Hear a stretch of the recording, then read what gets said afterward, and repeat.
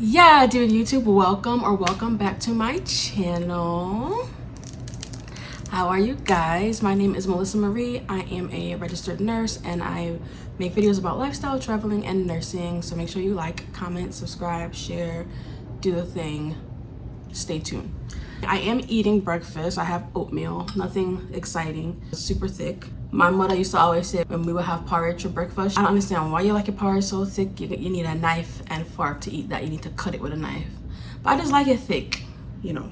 But I actually saw a video post from another YouTuber that I like to watch. Her name is Alicia Kim. I just actually discovered Alicia like a month ago. Not even that long, maybe like 2 weeks ago. I just discovered her accidentally because I think she posted something about living alone. She's newly living alone, but she's coming out of a marriage and stuff, and I obviously very much related to that. So I went ahead and looked into her a bit more, watched a few more videos, and I really like her vibe. She's very positive, she's very upbeat, she's Jamaican first and foremost, of course. She gives off good energy. She did a video about this Netflix series that she recommended, and it's called Worst Ex Ever. Worst ex ever. Yeah, I looked into it. I watched half of the first episode. I honestly couldn't get through the entire first episode because I was triggered. I was triggered at every single point. I was like, this is madness. How these people got their Netflix deal and I didn't get my Netflix deal? Like, I need a Netflix deal so I can tell my story. But yeah, that first episode was like copy and paste my life. If you want to know exactly what it is that I have been going through this last year, watch that first episode. It was one particular part where the young lady was talking about how her ex-boyfriend created this whole story and told the police, and the police believed the man and not her. Though she had defensive wounds, she was bruised, she was bleeding. They arrested her, she went to jail, had to go to court, had to fight to get her charges dropped. I was like, I'm triggered. Who told them to come look into my life story? Not too much on that though. We'll talk about that another time. To the leasing office, they called the police. Once the police get there, they go to the house to talk to Ben. I told the police that I cut his face and that I instigated the incident, and they put me in handcuffs. The police never wanted to listen to my side of the story. I could not understand how me covered in my own blood with defensive wounds all over me, how they could put me in handcuffs and try to take me to jail. Honestly, it's the worst, one of the worst days of my life.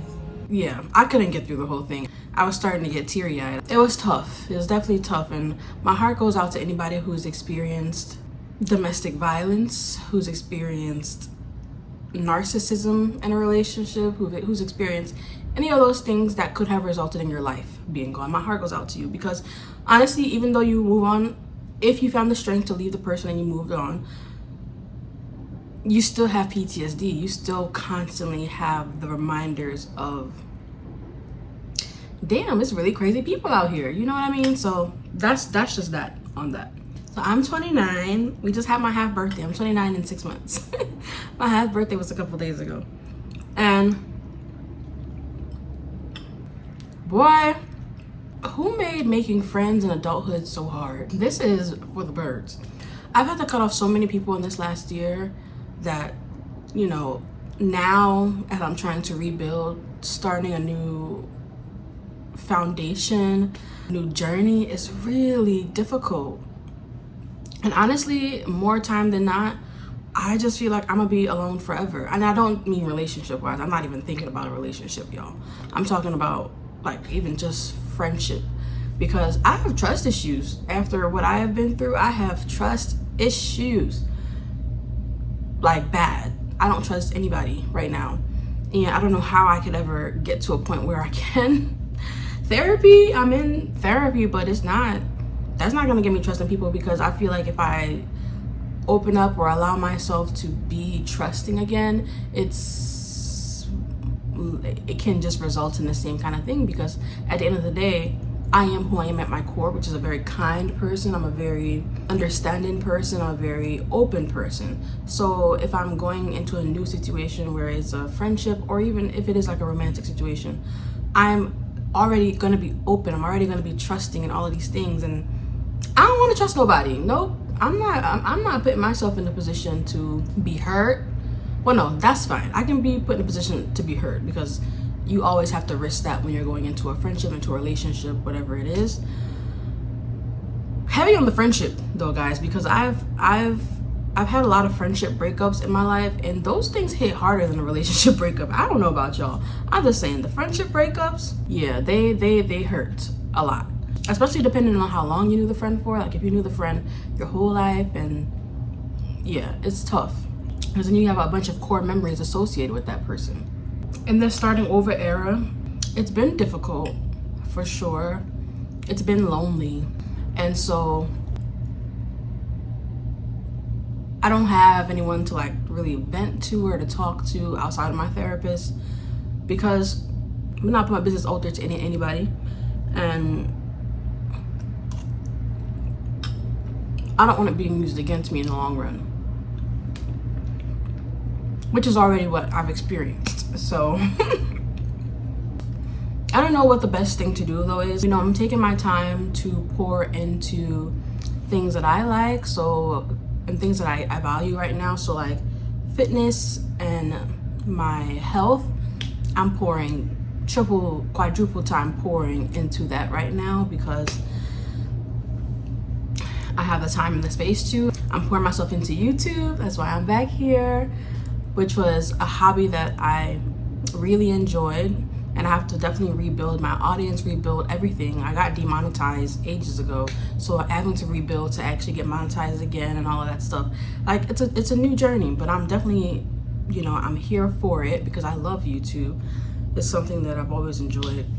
Traveling, I would love to pour myself into that, but financially right now it's not the best, because I'm still recovering from the beating that this entire year took from me. Lawyers are expensive, y'all. Lawyer fees are expensive. I'm looking at my invoice from these lawyers, and I should have went to law school, because you billing me $400 or $500 an hour is insane. Worth it, but insane. I'm definitely looking forward to like when I can travel again. It's been really, that's been like probably the main depressive element for me, because for those who know me, you know that I'm a travel bug. I travel all the time. It's like something that brings me so much joy, something that fills up my spirit and my soul, is to go somewhere new, learn something about a new culture, and just like kind of immerse myself into it. So not being able to do that right now is it is kicking me. Being here in Philly also is like not my favorite. So yeah, I mean, I've already done all my drastic things, right? I chop off my hair, because some people were asking like, oh my God, why'd you get rid of your locks? You really wanted to get them, and you know, Ray. Yes, but for me, my locks had an association with my ex-husband, so I had to get rid of them. I just needed to start fresh and, you know, just rebuild myself, rebuild who I am as a person, separate from another individual. Put myself first, take care of myself. Like that's just all that this time period of my life is, and I'm very excited for that. Yeah, the friend thing is like really insane. As I keep on saying, I'm going through a divorce, guys, but you know, I had people in my life come tell me like, I don't know if we can really hang out anymore because you're my competition. Like I don't like that guys give you attention, and you know, now that you're single. Girls are diabolical. That me can't say. I'm focused on school. I'm focused on my career. I'm focused on my health. I'm focused on fitness. Like I'm focused on things that actually matter to me. And so to have somebody who you would consider a good friend, like say to you, huh? that one blew me for a loop, because not you mad at me for being in a desolate place as far as relationship goes, but you're calling me your competition. girl, we don't even like the same type of man. I don't even want a man. I don't want anything right now. I want my health and my degree. That's what I want. Dealing with stuff like that has been really tough. I had somebody else tell me, similarly, you had your chance at love, leave some out here for the rest of us. I'm like, yo, what? Yeah, it's really sad. And of course, as always, I'm smiling and laughing just because I don't have time for the tears. But it's really weird. Girls are weird. Girls are weird. I don't like that at all. But anyway, I am excited that I do have the opportunity to like focus on myself for real. It's really hard when you're in like a long-term relationship where every waking moment, everything you do like is consumed by the other person. So for 8 years, I was just like, okay, what can I do to make this person happy? What can I do to be better for this person? Not for myself, for this person. What is this person gonna eat all week? What am I gonna cook for this? Like, I have to make sure that everything that I do is, I don't have to, but you know, it just happens in a relationship, especially as a woman. He likes to come home to a clean house. Is this good? Is that good? But you know, now being in my own world and going on my own timeline, going through the motions on my own terms, it's different. Like I can eat canned tuna all week and be good. I don't have to worry about one big dinner. I don't have to worry about that. I don't have to worry about our breakfast. I don't have to worry about any of that stuff because it's just me. I can eat cereal and tuna all week if I really want to, and I kind of do. It's kind of what I eat all week, cereal and tuna. But you know, so having like that kind of freedom with my schedule has been really nice. It's been such a change. It's cool for me because I got into a relationship when I was 21 or 22. 21, I think I was.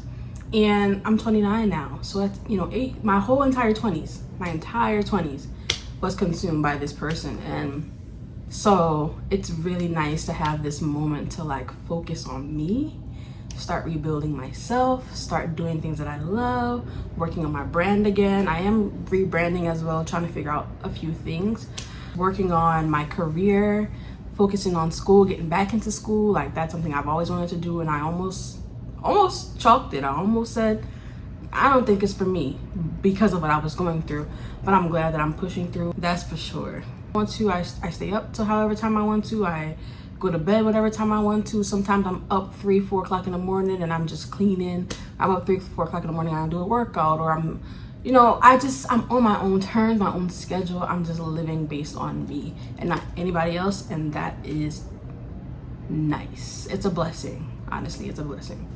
I just do wish that I had like a little core group where I could vent and unpack some stuff and just kind of decompress from, and I don't really have one of those. I do have 2 people who I've been really, you know, connected to as of late.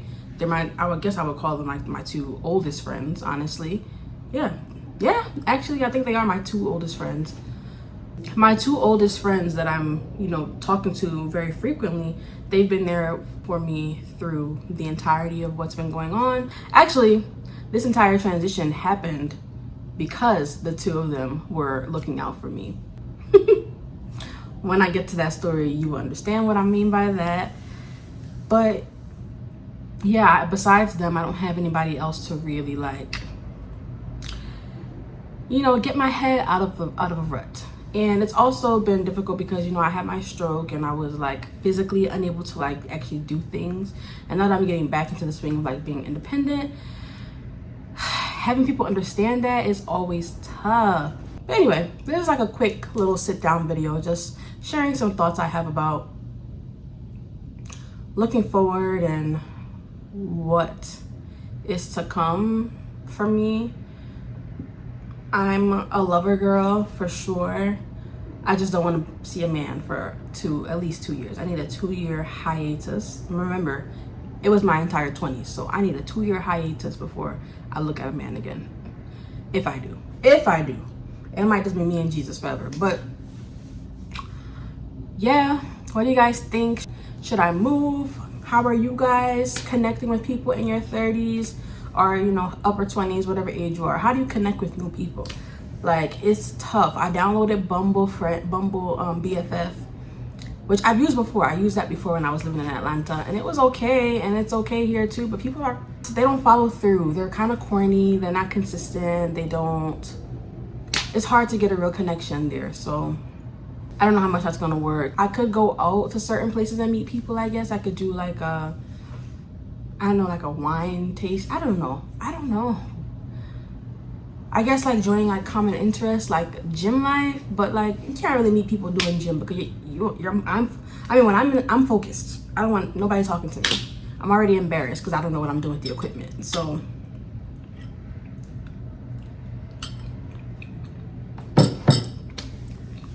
I don't know. I do not know. Thank you guys so much for watching my video. Make sure you like, comment, and subscribe, and comment down below and tell me more about what you want to see in these videos. All right, guys, look more.